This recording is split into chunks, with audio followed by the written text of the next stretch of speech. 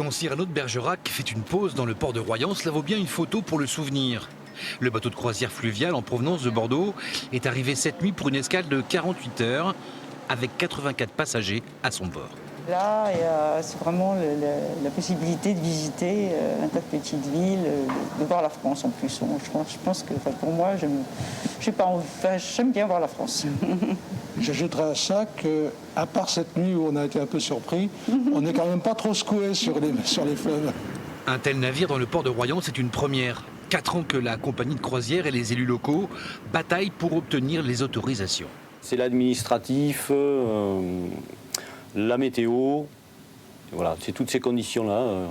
Donc avec le Covid, on avait été un peu ralenti pour le début de saison, puisqu'il y avait des papiers qui n'ont pas eu le temps de se faire, qui auraient dû être faits en début de saison, au mois de mars. Le Covid a tout stoppé, donc le temps de refaire tout ça au mois d'août avec les congés, ça a été plus compliqué, mais c'est fait et maintenant on est là. L'autorisation de naviguer en zone 1, c'est-à-dire l'endroit entre l'estuaire et le port situé lui en mer, n'a été délivrée que hier, à 16h. Jusqu'au bout, l'aventure des croisières à Royan aura alimenté la rubrique suspense. Il y a eu un exercice d'évacuation qui a été réalisé donc à bord. Et donc l'autorisation administrative n'a été délivrée par l'État qu'en milieu d'après-midi.